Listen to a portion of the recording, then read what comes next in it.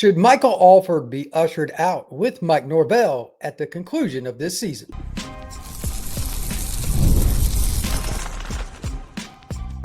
You are Locked On Seminoles, your daily podcast on the Florida State Seminoles. Part of the Locked On Podcast Network, your team every day. Welcome back into Locked On Seminoles. I am your host, Brian Smith, longtime college football recruiting analyst. Thank you for making Locked On Seminoles a part of your day each and every day right here on the Locked On Podcast Network. Today's show is brought to you by our friends at Mazda. Like our players, we sweat every detail because when you make every move count, pulling off the unexpected is only the beginning. Stay tuned later for highlights in this week's Moving the Game Forward, Mazda. Move and be moved. We're going to get to Florida State versus Wake Forest prediction. Straightforward. That's going to be towards the end of the show. But prior to that, two key points. Should Kevin Sperry play, if not start, versus Wake Forest? I'm going to talk a little bit about a couple of the key players that I have stats for over here that you also need to know about for Wake Forest. They got some pretty good skill players, some younger guys. And I think the effort, as I've said many times this week, we're going to continue to talk about how much effort does Florida State show. If they have enough effort, they'll be okay. If not, these guys can burn the Noles. But to start, and this is the most important thing, not just for today, but moving forward for Florida State. Should Michael Alford, the athletic director of the Noles, be a part of the evaluation process and or getting rid of Norvell? The reason I bring that up is the following. His comments recently in regards to a Public Records Act that credit to Noles 24/7, Sonone and those guys put this together. They've got the emails, although they redacted the names of the individuals that were boosters and whatnot. They got the emails and they put them in an article. And some of his replies, I wanted this to fester for a day or so before I did this, but the replies were at best iffy. And I think they are, quite honestly, very concerning at the minimum. And they are just unbelievable in a lot of ways that he would say this. And that's why Public Records Acts are very important. Florida State's athletic department is under fire for keeping Norvell this long. And these comments, I'll read a couple in a second, will put it into perspective of how they're just trying to tread water here. I don't know what he's supposed to say, but he went way too far in my opinion. So let's not waste any more time, shall we? It's a little concerning. I'm just going to read a couple and go to Noles 24/7. They do a really good job. It's tough. Here's one just to start, and there's not going to be any order to this. I'll read two or three. You're absolutely right. Honoring contracts and commitments is not just a legal principle, but a cultural one. Alford said after one of his responses, it sets the tone for how we operate as a program and a university. This is the more important part right here. This next line made my skin crawl and made me angry. I could not believe he said this. The narrow margins in our losses and the quality of our wins speak volumes about the direction we're heading. We're proud of the fight in this team so far this year. Two of your wins are against teams that had no shot at all. Now, all kudos to the FSU program for beating Bama. But that just shows you the talent that's possible to win. And at the same time, the inability to get it to play together from the coaching standpoint. Yes, that's Norvell's fault, week to week, because you're on a 4-game losing streak. Horrific statement by Mr. Alford, in my opinion. Let's see here. Here's another one. We deeply value Coach Norvell's dedication and the progress our program has made under his leadership as we navigate the evolving landscape of college athletics, including the challenges brought by the portal and NIL. Your perspective is both timely and appreciated. Thank you again for taking the time to share your thoughts and for your unwavering support of the program. There's that key. Please just give us money is what that's basically saying. The measure of who we are is what we do with what we have. Quote from Vince Lombardi. As I mentioned in my statement, we will always evaluate at the proper time and not make emotional decisions. Look, if you're going to fire him, just fire him. Throwing in Vince Lombardi quotes? I don't think that's a really good thing to do with Mike Norvell. No offense to Mike, and I know he tries hard, but come on, it's Vince Lombardi for crying out loud. Um, let's see here. Here's another one that's just goofy. Thank you so much for your heartfelt message and for your decades of dedication to our athletic department. Your support and encouragement mean a great deal, especially during times of tough decisions and passionate opinions.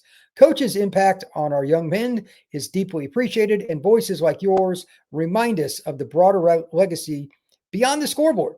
Please know that your thoughts absolutely matter, and I'm grateful for your perspective and loyalty. That is 100%. 2 paragraphs of just nothing. Please donate. We're not going to listen to you very much, but we did see that you sent us something. Please donate, please donate, please donate. Come on, man. That's all that was. So, anyway, to make a long story short, I have no faith in the Michael Alford thought anyway when he made the original public statement about Norvell. Now, I know that he's the mouthpiece. I said it before and I'll say it again. That's still true today. And he's not the only one making that statement. This is a situation where multiple people are culpable.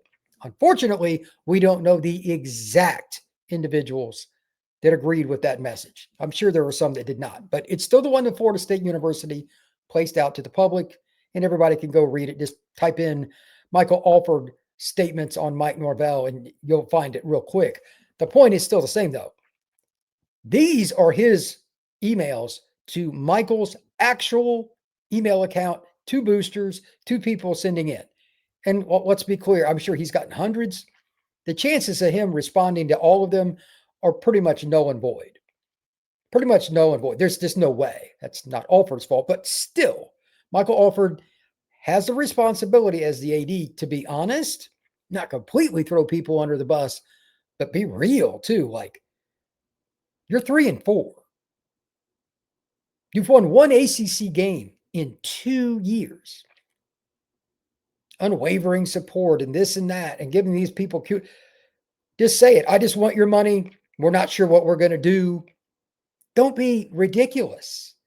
Should he be involved in the search after statements like this? And again, there's a whole bunch of them. I'm not going to steal Sinone's entire article here. I just read a few of them randomly, and they're all good. Like, he did a tremendous job with this article and putting them in there and letting the viewer understand. But for me, this tells me that he should not be a part of the process. And that further clouds the situation with Norvell for 2 reasons. Number one is money. Florida State is not in a great position with that. But as somebody that covers Florida State and has followed them his whole life in some capacity, you have to look at this and be like, hey, is there some kind of concern here that, if he gets rid of Norvell, he goes to, I think he's gone anyway after this article. I do. Now, do you have the money to get rid of him and hire somebody else and get rid of Norvell? Like, it's just so complicated. They may make the decision without him and then he goes separately. I don't know. But in my opinion, this ended it for me, for Mr. Alford. Now, I don't know the guy. I'm not saying he hasn't done other good things, none of that. But he defended Norvell indirectly, gave a bunch of coach speak, basically, in his comments to boosters. And at the end of the day, please donate. Say that 500 times, it wouldn't be enough. It's not good. He's not being honest with people here. We have way underachieved. Was never in any way, shape, or form a part of those messages. Trying to say that we're proud of what this team, give me a break. They're 3-4. It's just a complete lie. Does he think these people are stupid? Did anybody buy that stuff? Come on, man. That's absolute garbage. It's absolute garbage. When we come back, going to have a few more takes on that, but we're going to also get into the Wake Forest game because what he said, I think, could play out. If Florida State loses, I'm going to tell you why they're going to lose. That is next here on Locked On Seminoles. Today's show is brought to you by Mazda and moving the game forward. For those who believe it's not just about playing the game, it's about redefining it. There are moments to do more than put points on the board. They move crowds, culture, and keep moving the game forward. Let's look at it this way. As Florida State has navigated this season, 2 young men have really, really stood out. And just spotlighting them, the Deere twins, Mandrell and Daryl Deere. If you're not happy with Florida State, I get it, but you're not going to, quote, come down on them. Freshmen playing like they have, the Deere twins deserve a ton of credit. And it's honestly why Florida State has moved up to be one of the top programs in college football over the last 30 or so years. It's incredible. These are the kinds of guys the FSU fans should be looking forward to year after year. And I hope they continue to stay at Florida State and make big plays. When you follow what moves you, the unexpected is only the beginning. And just like that, there's more to every highlight. There's more to a Mazda vehicle. Mazda, move and be moved. Thank you once again for making Locked On Seminoles a part of your day each and every day right here on the Locked On Podcast Network. Please like and subscribe and become an everydayer if you have not already. There are three guys that I want to talk about briefly here in conjunction with the statements that Michael Alford sent to those boosters in Simone's article. Chris Barnes, he's a short, quick, athletic, redshirt freshman for Wake Forest. He's a guy that if you don't pay attention during the week, if you're not sure about your assignments or how they run something or which alignments will kind of give you a clue what's coming. Like if you're not dialed in, this is the guy that can burn you. But if you do your due diligence, you'll be fine.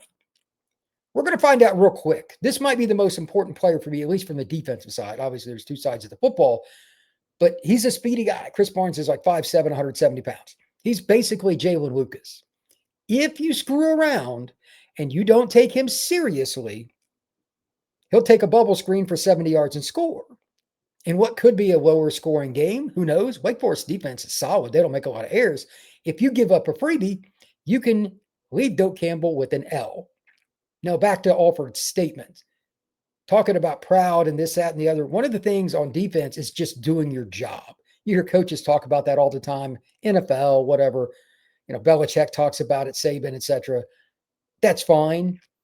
But part of doing your job is the film study, believing in the coaches during the week, doing as they say, the way they say it, in conjunction with your teammates. Everybody's on a string. Everybody has a responsibility. If one misses, it screws up everybody else, et cetera, et cetera. This is the kind of game where I could see that unraveling. Now, Florida State's defense played pretty hard last week. They only gave up 20 points to Stanford. It's not like that was any kind of collapse, but there were still a lot of mental errors. Missed run fits, dumb penalties, and just little things that get you beat. And that's what happened. They lost by very small margin, and they shot themselves in the foot. If it happens again this week, especially if it happens early in the game and Wake gets a lead, like Purdy makes a really good throw. He's a big arm kid. It's a redshirt freshman out of Baltimore. He's got a cannon. But if he gets off early, because he's only throwing for a little over 50%, if you give him a few easy access throws or you miss on a run fit and they get going, a guy like this, again, this Chris Barnes kid just on a bubble screen, maybe that gets Purdy going. And then Claiborne, their running back's averaging over 6.5 yards a carry, and he has 8 scores. He is legit. He will play in the NFL. If you mess around with those guys, what do you think Alford's going to say in the next round of emails that come in from boosters? Do you think he's still going to be proud of all the things they're doing? They've got a chance to change some of the narrative here.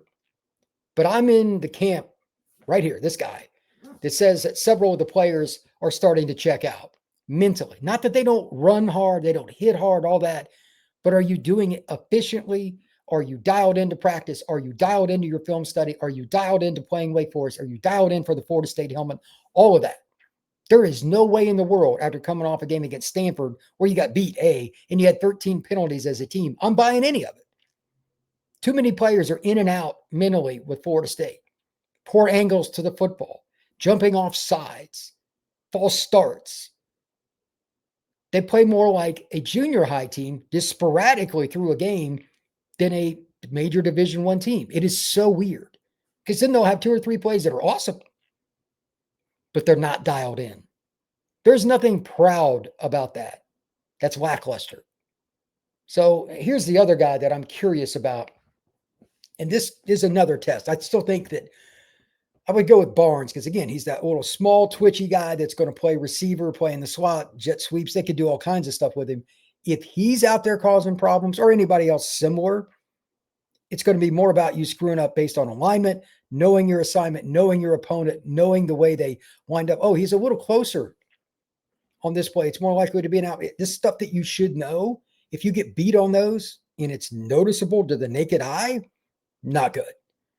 The other guy, this is somebody I saw in high school, Michael Mays.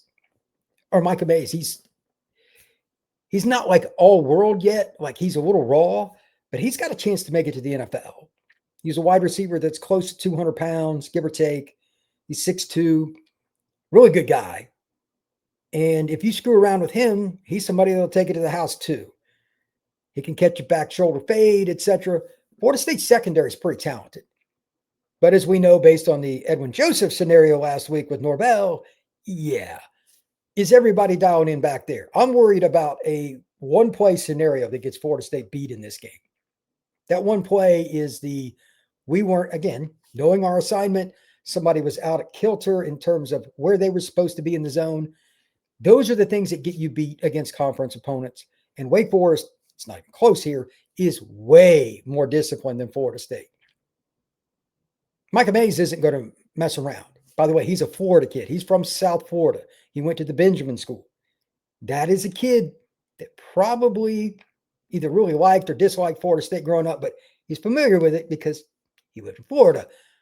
I have a feeling this game is going to mean a lot to him, especially playing in Doak. Watch for him. He's going to make a few efforts to get down the field and make a play. Does Florida State turn him loose at any point? How does that go when he gets the ball? Because he can make guys miss and he can run. Does Florida State do much against him? Mays so far this year only has 12 catches, but it's for 244 yards. He's averaging 20.3 yards per catch. He's a guy that can turn the game. Will Florida State be dialed into that? I'm not so sure they will. When we come back, I'm going to give my prediction. I'm going to look at it from two different perspectives, how they win or how they lose. That is next here on Locked on Seminoles. Today's show is brought to you by FanDuel. Right now, the NBA is back in action, and there's no better way to get in on the action than with FanDuel, the official sports betting partner of the NBA. Even if you missed the start of the game or want to ride the hot hand, FanDuel has live bets on everything from who will score next to fourth quarter comebacks. Plus, you can even combine your live bets into a same-game parlay for a shot at a bigger payout. It keeps the game exciting, especially when your team's making that late push. Right now, FanDuel is offering new customers $300 in bonus bets when your first $5 bet wins. Head to FanDuel.com, sign up, and play the game with FanDuel, the official sports betting partner of the NBA. And we are also brought to you by our friends over at DoorDash. It's almost the weekend, time to look back and crown this week's MVP, who delivered, powered by DoorDash. Just like you can win every Saturday with DoorDash Streaks, saving you more each time you order. These players delivered when it mattered most. So let's break it down. I'm going to use an example of how I look at Florida State traditionally. Kevin Sperry came into the game cold off the bench last week in a very awkward moment, and he performed. He's the kind of guy that you want leading your program at some point down the road. I could see him being the starter. I could see him being the face of Florida State football, and I even used Kevin for this week's YouTube thumbnail for the Friday episode that you're now watching or listening because he's earned it. He's a guy that's been dialed in no matter what's going on. He was prepared to play even though he was the backup. That is what it's like to be a Florida State football player. And just like Kevin Sperry performed for Florida State, DoorDash delivers your Saturdays with DoorDash Streaks. You save every Saturday when you order. Stack it up all season, and you could save up to $250, including $100 in DoorDash credits. Order this Saturday. Keep the streak alive. Only with DoorDash. Promo good through November the 18th. All right, let's talk about the way this game can go sideways. Talked about this all week, and this is the conclusion of this sentiment. It's just Florida State dialed in, especially defensively. Why do I say that? It's the same thing I talked about. I got my iPad over here to my left. This is straightforward, folks. There is no way in the world we're going to see anybody go out there and just dominate Florida State from Wake Forest. They don't have that kind of talent, but they're not going to beat themselves. They'll be dialed in. This is their chance to win at Doak. And a lot of those kids that play at Wake either A, wanted a Florida State offer, or B, they wanted the offer and they were Florida State fans. They got some Florida kids on this roster. Again, Mays is just one of them. This game's going to mean something. If Florida State does not win, the number one reason I can just about guarantee you is a lack of focus. Guys checked out. That's reality. Is it a guarantee that's the way it's going to happen? No. but it's very possible. And more importantly, it's also a scenario where if you screw around, it can get ugly early. You could be down 14-3 at halftime if you're messing around. You don't know what Tommy's situation is going to be till game time. Even if they've got him cleared right now, that could change. He got hit in the head. The doctor could pull him. Who knows how Kevin's going to play? And I hope if he does, it's very well. But he's a freshman quarterback. So that defense, it's going to have to carry the water until otherwise proven. They're capable, but will they? I don't know. And then on offense, it's still false starts, knowing your assignment, etc. Whether Tommy does or does not start or play the whole game, the basic stuff is the first thing that I want to see. Again, as a team against a bad Stanford team, they had 13 penalties last week. That is the definition of not dedicated 100%. Sure, they're a pass interference here or there, whatever. But anything over 5 or 6 penalties in a game is alarming. They had 13. That is grotesque. Florida State needs to show focus. So one final point on this. How does the first 5 to 10 minutes go? Because if they're making mental errors, penalties included, what will the fans in Doak Campbell Stadium do if they start playing like they did against Stanford? I'm going to tell you what they're going to do. They're going to boo. That is a very proud group of fans. It's always been that way my entire life, and I'm 52 years old. Florida State fans are very, very, very, very faithful. But at some point, it just comes to a head. And part of the boos would be from Norvell, don't get me wrong. But if you're constantly committing penalties and making poor mental decisions on your assignments, and it's clear, there's nowhere to hide out there on that football field when the people are looking down, there will be boos. Now let's look at it from the other side. If Florida State wins, 2 things I expect to happen. They're more physical. They have more size. They're going to run the football without the penalties. Whether it's Tommy, whether it's Kevin, or a combination thereof, I expect it to be a scenario where they run the football, keep Wake Forest a bit on their heels in terms of what the offense has to do, and play from a lead. You might say the first team that scores twice, probably going to be the winner. That'll be the team that's more motivated, / if it's Florida State, especially, they got more talent, it'll be the team that wins. But again, kind of going back to that first point, how motivated will the Noles be? I have no idea. No idea. I'm going to give them the benefit of the doubt because I just don't think Wake Forest will be able to handle Pettis and some of those offensive linemen who, regardless of the season, these are guys who are trying to get to the NFL. They're all seniors. They're going to play hard. Those are the 5 I guarantee you they're going to ball hard. This is their chance to go to the draft. It's common sense. I'm going to give Florida State the edge here. Slight. And it may be against my better judgment. I think Florida State will run for about 180 yards, a couple of big plays. I think Chroma will have a good portion of those yards, 70, 80 yards. It'll be an ugly game. I still expect some penalties and some goofiness. I'm picking Florida State 21-17. And again, I don't expect this to be pretty, and there may be boos even if they win like that. But Florida State, they should probably score 35 against this team, but I just don't think they're completely dialed in player to player to player. And while I think the offensive line, again, these are 5 guys trying to get to the NFL Combine, I think they'll be the most dialed in. I don't think that the situation with Wake Forest is going to be easy. They're skill players, and I'm telling you, the running back for Wake Forest is really good. If you give them a lead with that running back, it just takes 1 or 2 little screen passes or something. I'll play action. If he gets going, Florida State might lose, and they could lose by 10 or more. It is possible. But again, my final score prediction, I've got the Noles 21, Wake Forest 17, and I think it'll be an ugly football game. That's what I see. I'm not sure what else to really say about it. They have to prove to me that there's a reason to really believe them again after the Stanford game. You got to earn it. You got to earn it. Final point on Michael Alford. If it goes really bad, and I don't think this is going to happen, but if they get beat like 2 touchdowns against Wake, do you think he and the powers that be at Florida State would fire Norvell on Sunday, Monday? What do you think? I'm not sure about that. I'm not sure it's the best answer regardless, because there's a lot of upheaval with that. But anything is possible in today's age, and there's so many jobs opening. It's going to be a very, very interesting weekend and next week for Florida State as they prepare. They got to go to Death Valley next week to play Clemson, by the way. So that's not an easy deal, but we'll see. Again, my final score prediction, Florida State 21, Wake Forest 17, but I am not real sure about that. Thank you once again. Please like and subscribe. We will see you again soon here on Locked On Seminoles.